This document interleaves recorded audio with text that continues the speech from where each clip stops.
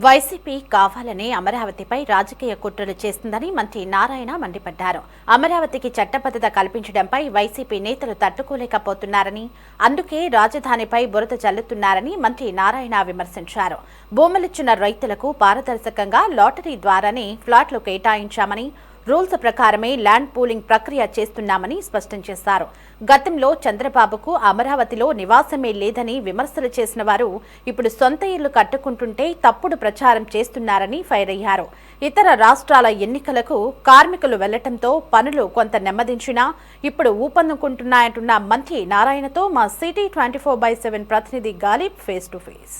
అమరావతి రాజధాని ప్రాంతంలోని నివాస సముదాయాలు ఒక్కొక్కటిగా ప్రారంభానికి సిద్ధమవుతున్నాయి. ప్రస్తుతం వెనకాల కనపడేది ఎమ్మెల్యేలకు సంబంధించిన టవర్స్. ఈ టవర్స్ అన్ని కూడా ప్రస్తుతం ప్రారంభానికి రెడీ చేశారు. ఇప్పటికే పనులన్నీ కూడా పూర్తి చేసిన పరిస్థితి కనపడుతుంది. మొత్తం ఇందులో చూసినట్టయితే 6 టవర్లు ఉంటాయి. 6 టవర్లోని ఒక్కొక్క టవర్కి సంబంధించి కూడా 12 ఫ్లాట్లు ఉంటాయి. మొత్తం 144 ఫ్లాట్లను ఇందులోని సిద్ధం చేయడం జరిగింది. ఒక్కొక్క ఫ్లాట్ 3500 చదరపు అడుగుల విస్తీర్ణంలోని ప్రస్తుతం దీనికి సంబంధించిన ఫ్లాట్ల నిర్మాణం చేయడం జరిగింది. మొత్తం ఒక్కొక్క ఎమ్మెల్యే టవర్స్ కావచ్చు, ఎమ్మెల్సీ టవర్స్ కావచ్చు, ఈ టవర్స్ మధ్యలోని పోడియంలు ఉంటాయి. ఈ పోడియంలో ఒక్కొక్కటి 4 పోడియంలను ఏర్పాటు చేయడం జరిగింది. ఈ పోడియంలో ప్రధానంగా ఏదైతే పూర్తి స్థాయిలోని సకల సౌకర్యాలు, ప్రధానంగా స్కేటింగ్ కావచ్చు, దాంతోపాటు వాలీబాల్, దాంతోపాటు వాకింగ్ చేసుకునేందుకు కిడ్స్ ప్లే ఏరియా లాంటివి కూడా ఇందులోని ఏర్పాటు చేసిన పరిస్థితి మనకి స్పష్టంగా కనపడుతుంది. ఇప్పటికే ఫ్లాట్లన్నీ కూడా సిద్ధం చేశారు. ఇంకా ఎమ్మెల్సీలకు సంబంధించి కూడా 6 టవర్లు ఉంటాయి. ఈ 6 టవర్లలోనే 144 ఫ్లాట్లు ఉంటాయి. ఈ 144 ఫ్లాట్లకు సంబంధించి కూడా పనులు తుది దశకు చేరుకున్నాయి.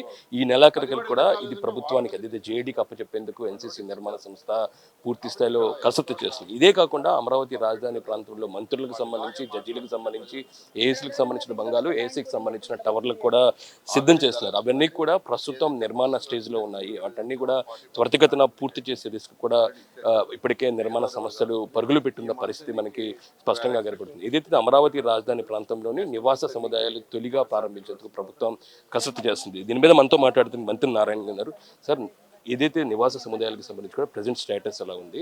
ఎమ్మెల్సీలు, ఎమ్మెల్యేలకు సంబంధించి కూడా ఓపెనింగ్ ఎప్పుడు ఉండే అవకాశం?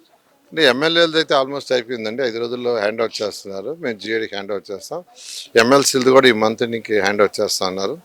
అదేవిధంగా ఐఏఎస్ ఆఫీసర్లు ఇవి కూడా ఒక 50% యాక్చువల్గా ఈ మంత్లో, మిగతా నెక్స్ట్ మంత్లో హ్యాండ్ అవుట్ చేస్తూ ఉన్నారు. ఇవన్నీ ఎంతో వేగవంతంగా జరుగుతాయి. అనుకున్న షెడ్యూల్ ప్రకారం చాలా పర్ఫెక్ట్గా జరుగుతున్నాయి.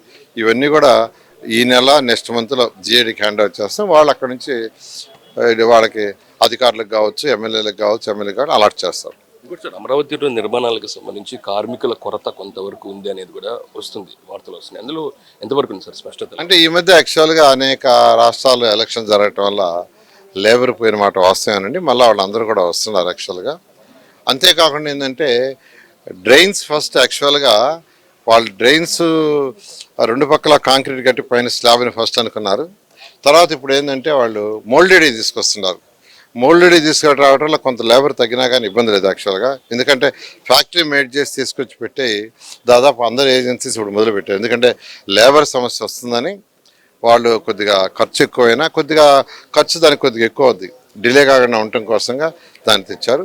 అయినా కొంత లేబర్ షార్టేజ్ ఉంది. దాన్ని యాక్చువల్గా బహుశా 2-3 రోజుల్లో ఫిల్ కావడం జరుగుతుంది. అమరావతికి చట్టభద్రత కల్పించిన వేళ కావాలని చెప్పి రైతులు అసంతృప్తిగా ఉన్నారు, ఫ్లాట్ల కేటాయింపులు అసంతృప్తి ఉంది, ఒక విమర్శ వైసీపీ నుంచి వస్తుంది. దానికి ఏమంటారు అండి? మొన్నటిదాకా చట్టబద్ధత అన్నారు, గౌరవ ముఖ్యమంత్రి గారు చట్టబద్ధత చేయించారు.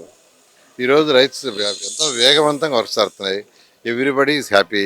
కానీ బురద జల్లాలా, దీని మీద విష ప్రచారం చేయాలని ఏదైతే చెప్తారు. అంటే అసలు రైతులు ప్లాట్లు ల్యాండ్స్ ఇచ్చారు. ప్లాట్లు 98.6% ప్లాట్లు అలాట్ చేశారు రైతులు. 98 ఎవరైతే ల్యాండ్ ఇచ్చారో ల్యాండ్ ఇచ్చిన వాళ్ళలో 98.6%, కేవలం 1.6% మాత్రమే మనం ప్లాట్లు అలాట్ చేయాలి. అది కూడా ఎంతమందికి? 489 ఎకరాలే. అది కూడా వాళ్ళ ఫ్యామిలీలో డిస్ప్యూట్స్ వల్ల నోటీస్ ఇచ్చారు, ఆగున్నాయి. కేవలం ఇవ్వగలిగింది 140 ఎకరాలు. ఎవ్రీ ఆల్టర్నేటివ్కి వస్తున్నారు, కొందరు వస్తున్నారు, మ్యాప్ చూసుకుంటున్నారు, సార్ మాకు నెక్స్ట్ పార్టిసిపేట్ చేస్తామని పోతున్నారు. అంటే ఆ 140 కూడా ఒకరోజు అయిపోద్ది.